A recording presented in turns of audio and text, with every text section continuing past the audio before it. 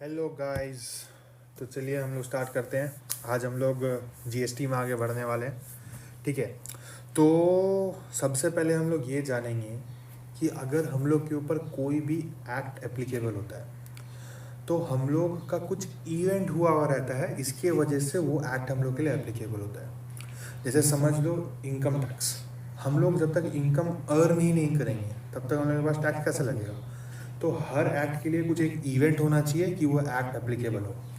तो वैसे ही जीएसटी में हम लोग को बताया गया है कि हम लोग का सप्लाई होना चाहिए ऑफ गुड्स एंड सर्विसेज, तभी वो एक्ट हम लोग के ऊपर एप्लीकेबल होगा। मतलब अगर हम लोग कोई गुड्स और सर्विसेज का सप्लाई कर रहे हैं तभी जीएसटी हम लोग के लिए एप्लीकेबल होगा। तो आज हम लोग ये बहुत इंपॉर्टेंट वर्ड का मतलब जानेंगे। क्या इंपॉर्टेंट वर्ड? सप्लाई। ठीक है, तो अपने क्या जानेंगे? अपने सप्लाई का मीनिंग जानेंगे। तो सप्लाई हम लोग का डिफाइन किया गया है सेक्शन 7 में ऑफ सीजीएसटी एक्ट का।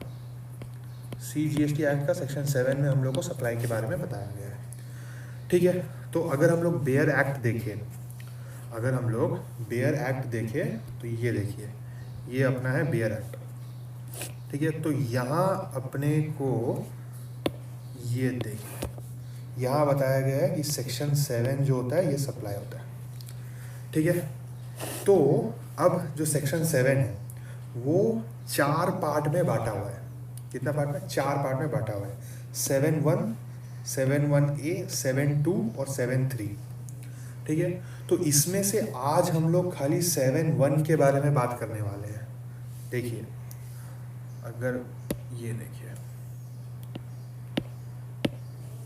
ये जो अपना सेक्शन है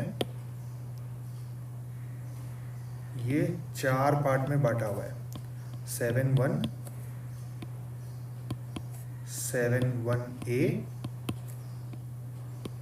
7(2) और 7(3).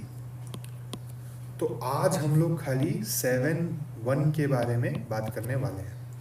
ठीक है। तो आ जाइए हम लोग 7(1) के बारे में बात करते हैं। तो अगर आप देखें तो फर्दर ये जो अपना डेफिनेशन है, खाली अपने 7(1) में भी अगर बात करें तो ये जो फर्दर डेफिनेशन है इसमें अगर आप देखेंगे तो इसमें बोला हुआ है कि सप्लाई इंक्लूड्स। हम लोग का डेफिनेशन चालू कैसे हुआ है कि सप्लाई इंक्लूड्स, मतलब कि ये जो अपने को डेफिनेशन बताया गया है ये इंक्लूसिव डेफिनेशन है। मतलब कि बहुत चीज सप्लाई होता है, साथ में ये भी होता है। इसका मतलब क्या? खाली यहाँ हम लोग को जो बताया है यही सप्लाई है? नहीं, हम लोग को जो बताया है ये भी सप्लाई है।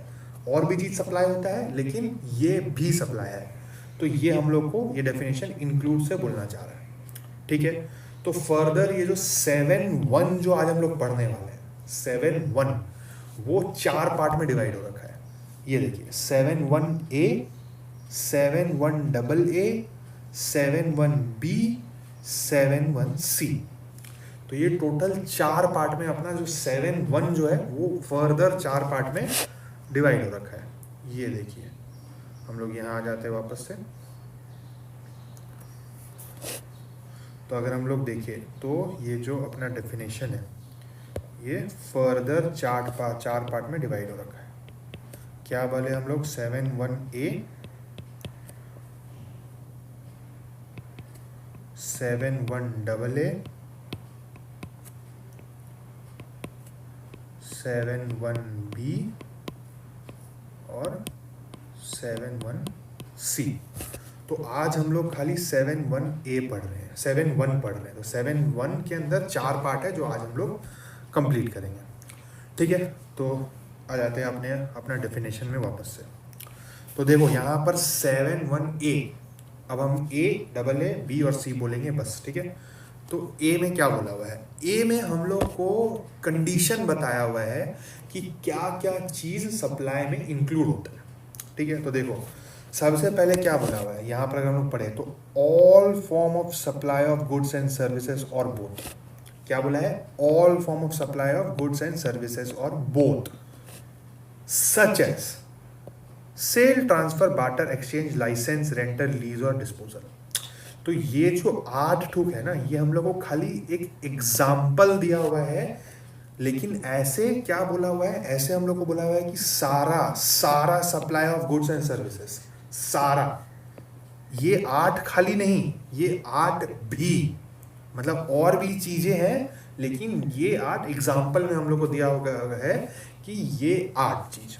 तो पहला कंडीशन वो क्या हो गया हम लोग का, जो वो है all form of supply of goods and services होना चाहिए, ये फर्स्ट कंडीशन हो गया।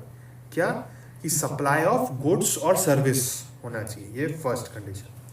फिर क्या बोला हुआ है कि मेड और अग्रीड टू बी मेड, ठीक है। तो हम लोग को क्या बोला, सारा supply of goods and services made और अग्रीड टू बी मेड, ये हो गया सेकेंड कंडीशन। इसका मतलब क्या, इसका मतलब या तो हम लोग supply of goods and services कर चुके हैं, या हम लोग अग्री कर लिए, मतलब अग्री टू बी मेड, मतलब अग्री टू बी मेड मतलब हम लोग अग्रीमेंट में कर लिए हैं, बेसिकली एडवांसेस पे, ये हो गया दूसरा कंडीशन। फिर क्या बोला है, for a consideration, third condition क्या हो गया कि कंसिडरेशन इन्वॉल्व होना चाहिए, बिना कंसिडरेशन के कोई काम नहीं होगा। इन द कोर्स और फर्दरेंस ऑफ बिजनेस, और आखिरी और चौथा कंडीशन क्या है कि जो भी हम लोग का ट्रांजैक्शन हुआ है वो इन द कोर्स और फर्दरेंस ऑफ बिजनेस होना चाहिए। इससे हम लोग को क्या समझ में आता है कि हम लोग का सप्लाई का जो डेफिनेशन है वो 4 चीज़ है, 7(1)(a) में हम लोग का 4 चीज़ इंक्लूडेड है। 4 चीज़ को मिला के हम लोग का डेफिनेशन बन रहा है। पहला क्या, supply of goods and services, that is all form, वो वहां पर जो 8 ठुक लिखा हुआ है वो खाली एग्जाम्पल के तौर पे दिया गया है। इसका मतलब ये नहीं खाली वही 8 चीज सप्लाई होगा, all form of supply of goods and services, ये फर्स्ट कंडीशन है, ये फर्स्ट कंडीशन है सप्लाई होने का। सेकेंड कंडीशन क्या था हम लोग का, मेड और अग्रीड टू बी मेड, और अग्रीड टू बी मेड, ये हम लोग का सेकेंड कंडीशन था। थर्ड कंडीशन क्या था, for a consideration, for consideration. Fourth वाला था क्या था, इन द कोर्स और फर्दरनेस ऑफ बिजनेस। तो ये चारों चीज जब सेटिस्फाई होगा तब हम लोग उसको बोलेंगे कि सप्लाई है वो चीज, ठीक है। फर्स्ट क्या है, supply of goods and services all form, खाली वो 8 नहीं। दूसरा क्या है, या तो हम लोग कर चुके हैं या तो करने वाले हैं, दैट इज मेड और अग्रीड टू बी मेड।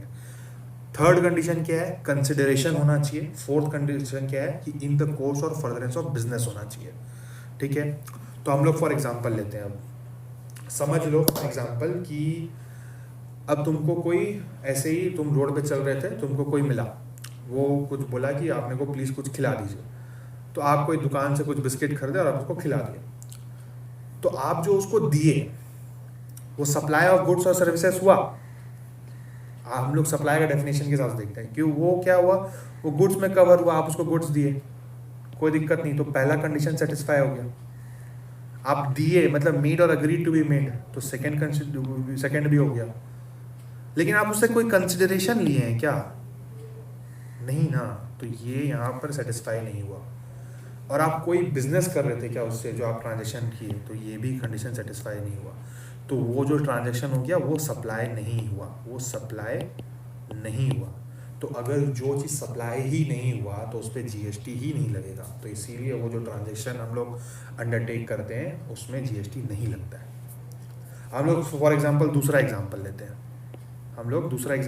हैं, तो अब उसमें अपने क्या लेते हैं, समझ लो ये बुक है, ये जो बुक है ये तुम मार्केट से खरीद के लाए, लेकिन तुम्हारा फ्रेंड को भी ये बुक पसंद आ गया, वो बोल रहा है कि ये बुक आप मुझे दे दो, तो आप ये 700 रुपीज़ में खरीद के लेके आए थे ये बुक को।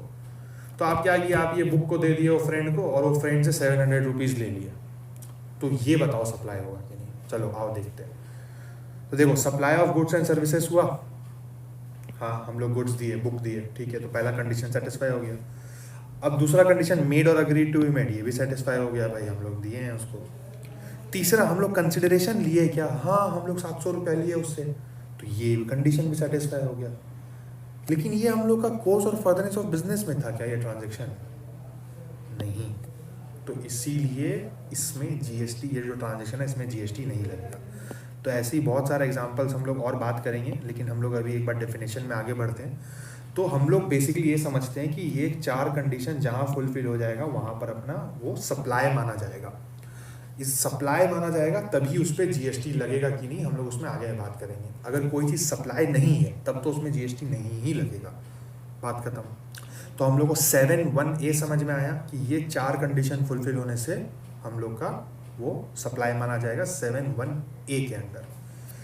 तो चलो आओ, अब हम लोग यहाँ पर गुड्स एंड सर्विसेज का बात कर लिए। अब हम लोग खाली सर्विसेज का बात करते हैं 7(1)(b) में। तो 7(1)(b), तो देखो 7(1)(a) का बात हो गया। अब हम लोग 7(1)(b) का अगर बात करें तो इसमें क्या बोलता है कि इंपोर्ट ऑफ सर्विस होना चाहिए। हम लोग 7(1)(a) में क्या पढ़े, goods and services both, but यहां पर बोला है खाली इंपोर्ट, इंडिया के बाहर से मंगवा रहे हैं हम लोग, इंडिया के बाहर से हम लोग सर्विस ले रहे हैं। तो import of service for a consideration, consideration होना चाहिए, फ्री का माल नहीं होना चाहिए। इन द कोर्स और फर्दरेंस ऑफ बिजनेस, ये 3 कंडीशन बात करता है बेसिकली, ये 4 ही बात करता है। हम लोग आओ बताते हैं कैसे समझते हैं हम लोग। देखो हम लोग को यहाँ पर क्या बोल रहा है, वहाँ पर बोला था कि supply of goods and services होना चाहिए, यहाँ हम लोग को बोला है कि इंपोर्ट ऑफ सर्विस होना चाहिए, इंपोर्ट ऑफ सर्विस होना चाहिए, ठीक है।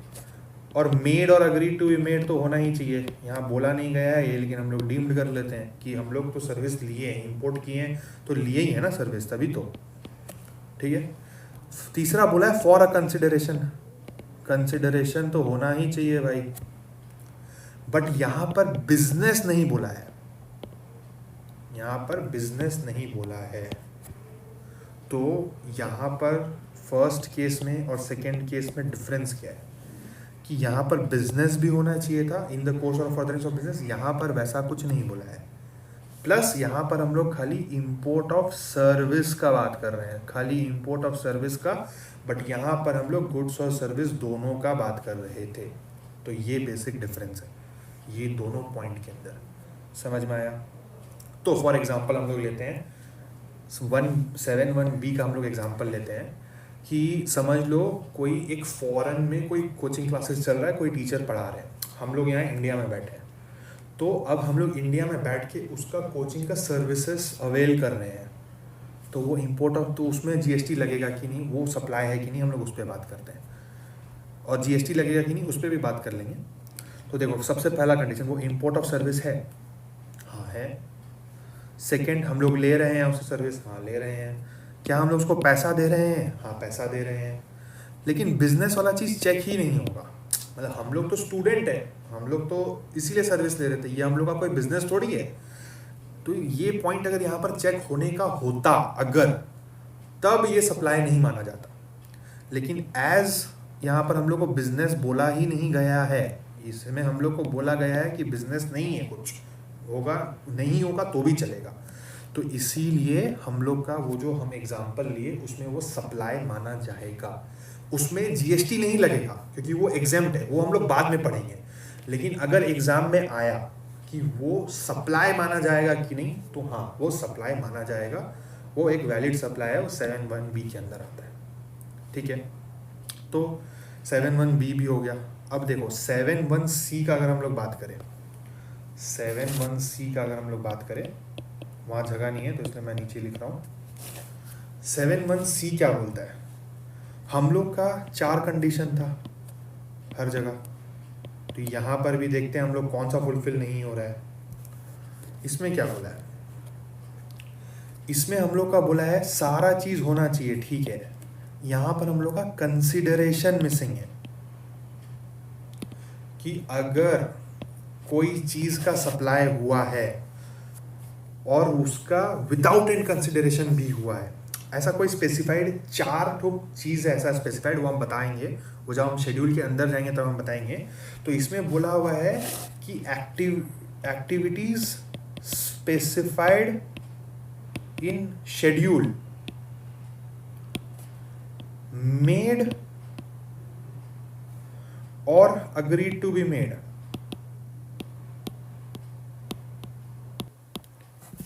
Without a consideration. देखो यहाँ पर हम लोग आएंगे तो दिखेगा आपको, ये देखो, the activities specified in schedule 1 made or agree to be made without a consideration. ठीक है, समझ में आया?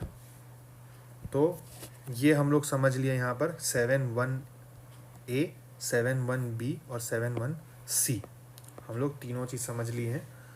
तो इसमें हम लोग एक बार रिकैप कर लेते हैं कि 7(1)(a) में चारों कंडीशन होना चाहिए, गुड्स एंड सर्विसेज होना चाहिए, supply of goods and services होना चाहिए, made or agree to be made भी होना चाहिए, और कंसिडरेशन भी होना चाहिए, साथ ही साथ इन द कोर्स और फर्दरनेस ऑफ बिजनेस भी होना चाहिए। 7(1)(b) क्या बोलता है कि बिजनेस नहीं भी होगा तो चलेगा। 7(1)(c) 4 ऐसा चीज़ शेड्यूल 1 में स्पेसिफाई करता है कि ये 4 ट्रांजेक्शन अगर कंसिडरेशन के बिना भी हो रहा है तो चलेगा। फिर जब हम लोग उसको 4 चीज़ पढ़ेंगे ना, तो हम लोग रिलेट कर पाएंगे कि सब चीज़ बिजनेस एक्टिविटी ही है उसमें। तो यहाँ पर अपना चारों पॉइंट हो गया, इसमें अपना हो गया बिजनेस नहीं होना चाहिए, यहाँ पर होना चाहिए कंसिडरेशन नहीं होगा। तो ये हो गया अपना 7(1) कंप्लीट। यहाँ पर 7(1)(a) बच गया है। इसमें क्या बोलता है, ये देखो, इसमें बोलता है कि द एक्टिविटीज और transaction by a person other than individual to its member और कंस्टिट्यूएंट और vice versa for cash deferred payment और अदर वैल्यूएबल कंसिडरेशन। इसमें ये बोल रहा है कोई भी एक आदमी जो अदर देन इंडिविजुअल है, वो अगर अपना मेंबर्स को कुछ भी सर्विसेज दे रहा है या कुछ भी एक्टिविटी कर रहा है जिसके लिए वो एक वैलिड कंसिडरेशन ले रहा है, तो वो भी सप्लाई के अंदर आएगा। फॉर एग्जांपल हम ले लेते हैं कि सपोज आप कोई क्लब में मेंबर है, तो आप वहाँ क्लब में कोई भी आप उसका सर्विसेज अवेल किए जिसके लिए एक वैलिड कंसिडरेशन दिया गया है, मतलब एक वैलिड नहीं, एक वैल्यूएबल कंसिडरेशन दिया गया है, तो वो भी सप्लाई का डेफिनेशन के अंदर आएगा। ठीक है, तो इससे हम लोग आज 7(1) ख़त्म कर लिए, 7(1) पूरा हो गया। तो अब मेरा एक क्वेश्चन है आप लोगों से, अब मेरा एक क्वेश्चन है कि देखो अपना क्या होता है, 2 चीज़ होता है, गुड्स होता है या तो सर्विसेज होता है, गुड्स एंड सर्विसेज होता है। या तो हम लोग विद इन इंडिया में ट्रांजेक्शन कर लेंगे, विद इन द नेशन, या तो हम लोग आउटसाइड नेशन से मंगा लेंगे। ठीक है, तो विद इन द नेशन का सारा गुड्स और सारा सर्विसेज का ट्रांजैक्शन तो यहाँ पर कवर्ड हो गया, क्योंकि यहाँ गुड्स एंड सर्विसेज बोथ आ रहा है with in the nation.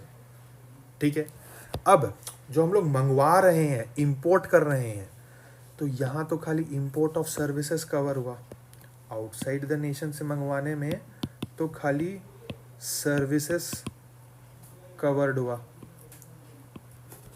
Goods तो नहीं हुआ, गुड्स तो सप्लाई का डेफिनेशन में ही नहीं आया। तो ऐसा क्यों, बताओ? 1 मिनट सोचो सब कोई कमेंट करो वीडियो पॉज करके।